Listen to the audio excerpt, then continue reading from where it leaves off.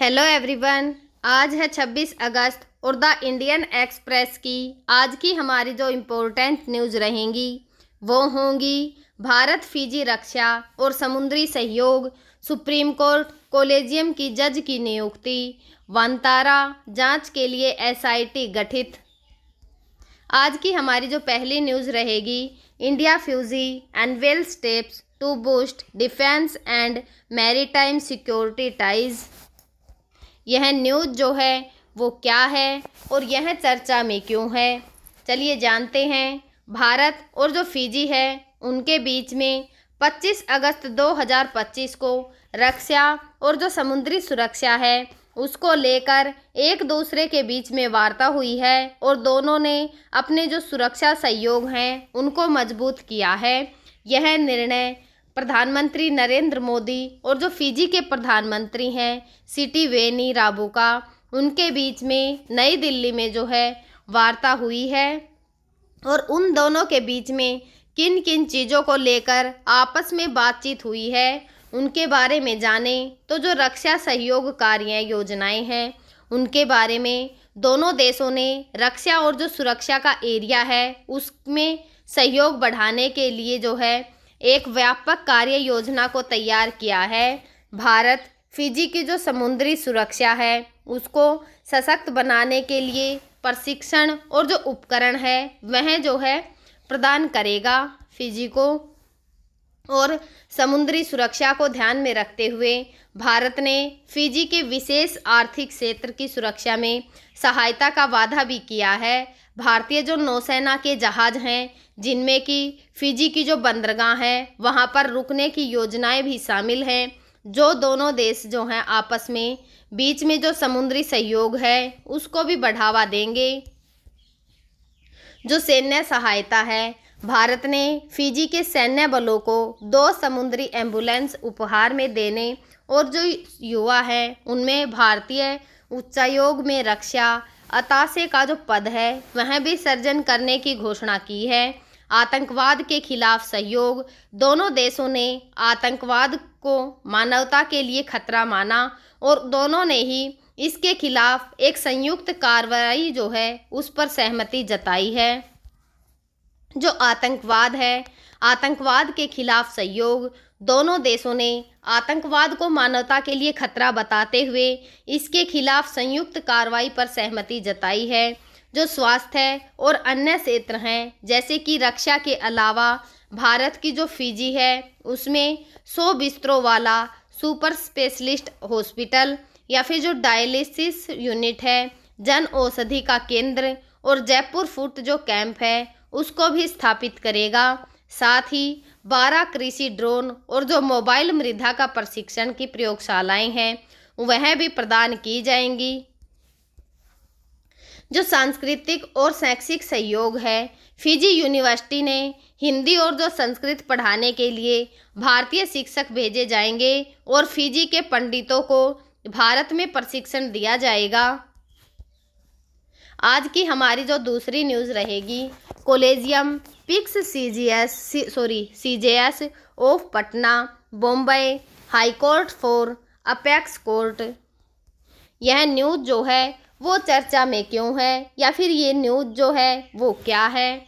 Supreme court के जो collegium है उसने 25 अगस्त 2025 को बम्बई हाई कोर्ट के मुख्य न्यायाधीश जस्टिस आलोक आराधे और पटना हाई कोर्ट के मुख्य न्यायाधीश जस्टिस विपुल मनुभाई पंचोली को सुप्रीम कोर्ट के जज के रूप में नियुक्त करने के लिए उनके नामों जो हैं वो अंकित किए हैं। यह निर्णय कोलेजियम की बैठक में लिया गया जिसकी अध्यक्षता भारत के जो मुख्य न्यायाधीश हैं संजीव खन्ना उनके द्वारा की गई और सुप्रीम कोर्ट में वर्तमान में 34 जो स्वीकृत जज हैं उनकी संख्या है और उसके मुकाबले 32 जज जो हैं वो कार्यरत हैं, यानी कि 2 पद जो हैं वो खाली हैं। इसीलिए ही इन दोनों के जो नाम हैं उन रिक्तियों को पूरा करने के लिए ये जो है वो रखे गए हैं।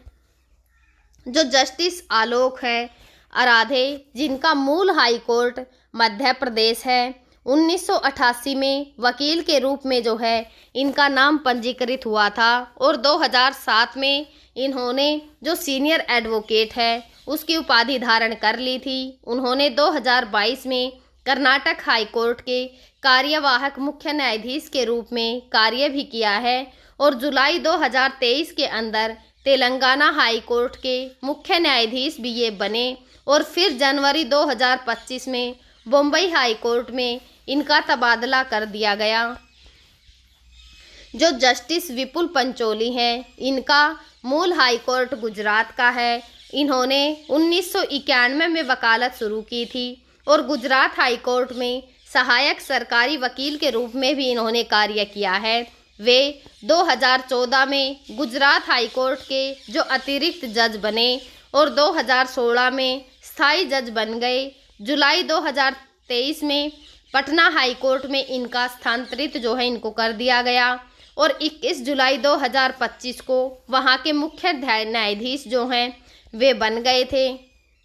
और कॉलेजियम ने जनवरी 2025 में पटना में जो हाई कोर्ट है उसके मुख्य न्यायाधीश जस्टिस के विनोद चंद्र को भी सुप्रीम कोर्ट के लिए जो है वो अनुशंसित किया था, जिसका उद्देश्य जो केरल हाई कोर्ट है उसके प्रतिनिधित्व को सुनिश्चित करना था। जो कॉलेजियम की प्रणाली है यह क्या है? कॉलेजियम प्रणाली भारत में जो उच्च न्यायालय होते हैं या फिर जो सर्वोच्च न्यायालय होते हैं उनकी न्यायाधीशों की नियुक्ति या फिर उनके स्थानांतरण के लिए जो है उपयोग की जाने वाली एक व्यवस्था है, जिसका प्रयोग जो है किया जाता है। यह प्रणाली संविधान के रूप में जो है उल्लेखित नहीं है संविधान के अंदर, यानी कि संविधान के अंदर इस पद के बारे में या फिर जो ये प्रणाली है इसके बारे में कोई भी लिखित साक्ष्य नहीं है, बल्कि सर्वोच्च न्यायालय के जो विभिन्न निर्णय हैं, विशेष रूप से जो 3 जजेज केस हैं, यानी कि जैसे कि 1982 का केस, 1993 का, 1998 का, इनके माध्यम से जो है ये विकसित हुई है। इस प्रणाली में न्यायाधीशों की जो नियुक्ति है या फिर उनके स्थानांतरण को लेकर निर्णय जो है वो सर्वोच्च न्यायालय के जो मुख्य न्यायाधीश होते हैं, यानी कि जो CJI होते हैं, और वरिष्ठ जो न्यायाधीश हैं उनका एक समूह जो होता है वह कॉलेजियम कहलाता है और उनके द्वारा ही यह फैसले जो हैं वो लिए जाते हैं।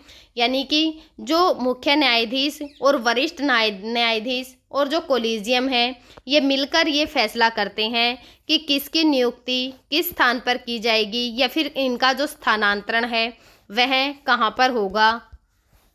और सर्वोच्च न्यायालय के लिए कॉलेजियम में जो CJI है और 4 सबसे जो वरिष्ठ न्यायाधीश शामिल होते हैं। उच्च न्यायालय के जो कॉलेजियम हैं उनके अंदर CJI और 2 अन्य जो वरिष्ठ सुप्रीम कोर्ट के जज हैं वह शामिल होते हैं। यह प्रणाली कार्यपालिका के जो प्रभाव हैं उनको कम करने के लिए अपनाई गई थी, ताकि जो न्यायपालिका है वह भी स्वतंत्र बनी रहे। और जो कॉलेजियम है उसकी योग्यता देखें तो जो योग्यता है, वरिष्ठता या फिर जो क्षेत्रीय प्रतिनिधित्व है और अन्य जो मापदंड हैं जैसे कि सामाजिक विविधता, इनके आधार पर जजों की नियुक्ति, उनका स्थानांतरण और जो सिफारिश है वह भी करता है। सिफारिशें केंद्र सरकार को भेजी जाती हैं, जो कि कानून मंत्रालय और जो उनकी अन्य प्रक्रियाएं होती हैं उनके माध्यम से इन्हें स्वीकार कर देती है। अगर या वह आपत्ति जताती है तो वह इसे दर्ज कर सकती है। यदि सरकार आपत्ति जताती है तो कॉलेजियम अपनी जो सिफारिश है उस पर फिर से विचार कर सकता है, लेकिन अंतिम निर्णय जो है वो कॉलेजियम का ही माना जाएगा। जैसे कि दूसरा जो जजेज केस था 1993 का, उसके अंदर देखा गया था। तो जो ये केस हैं, जो कि जिन 3 जो केस का जिक्र हमने जो है पहले किया था, जो कि 1982, 1993 के ये जो केस हैं इनके बारे में जाने, तो जो पहला जजेज केस 1982 है, इसके अंदर सुप्रीम कोर्ट के द्वारा कहा गया था कि जो ये नियुक्तियां हैं वह कार्यपालिका की प्राथमिकता होंगी, लेकिन जो CJI है उससे परामर्श अनिवार्य रहेगा। दूसरा जो जजेज केस 1993 का है उसके अंदर सुप्रीम कोर्ट ने जो कॉलेजियम की प्रणाली है उसको औपचारिक रूप दिया था, जिसमें कि सीजेआई और जो वरिष्ठ जज हैं उनको प्राथमिकता दी गई थी। और इसी प्रकार से जो तीसरा जजेज केस है 1998 का, इसके अंदर कॉलेजियम की जो प्रक्रिया है उसको और अधिक स्पष्ट कर दिया गया, जिसमें सीजेआई को जो कॉलेजियम है उनके विचारों के साथ सहमति रखने की आवश्यकता बताई गई। और जो एनजेएसी है विवाद 2015 का, सरकार ने जो राष्ट्रीय न्यायिक नियुक्ति आयोग है वे पेश किए, जिसमें कार्यपालिका या फिर जो अन्य प्रतिनिधि हैं उनको शामिल किया गया उसके अंदर। और सुप्रीम कोर्ट ने इसे असंवैधानिक घोषित कर जो कॉलेजियम की प्रणाली है उसको ही बहाल रखा।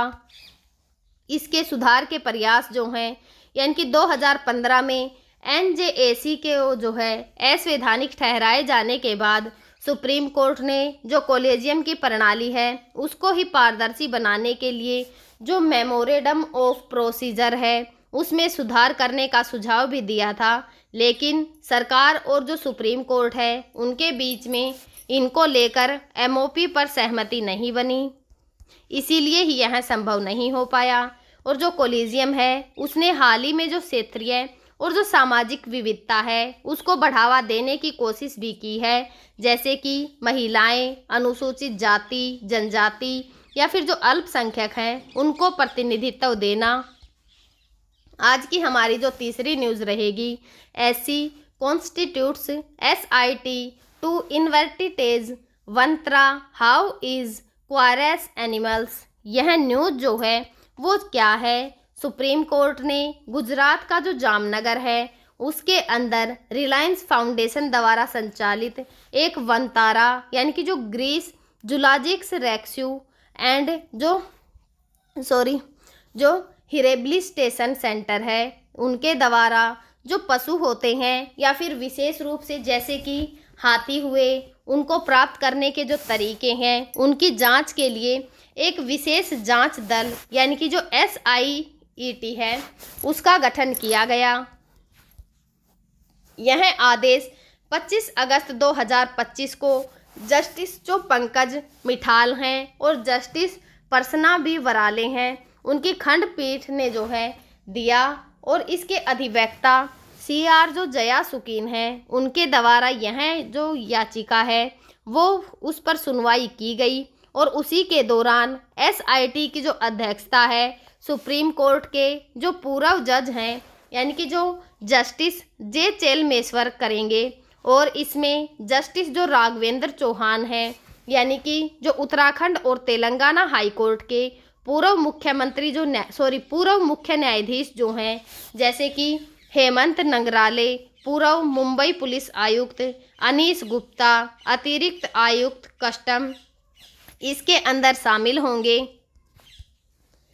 जो एसआईटी है इसकी जांच के प्रमुख जो पॉइंट हैं वो क्या क्या रहेंगे, जैसे कि पशुओं का अधिग्रहण, भारत और जो विदेश से जानवर आते हैं वे, और विशेष रूप से जो हाथी हैं उनकी खरीद या फिर उनका स्थानांतरण है उसकी जांच, कानूनी जो अनुपालन है जैसे कि वन्यजीव संरक्षण अधिनियम जो है उसके तहत जो है चिड़ियाघर में जो नियम हैं या फिर उनकी जो साइट्स हैं यानी कि जो लुप्त प्राय प्रजाति हैं उनके व्यापार पर अंतर्राष्ट्रीय संधि का पालन जो है वह करेगी।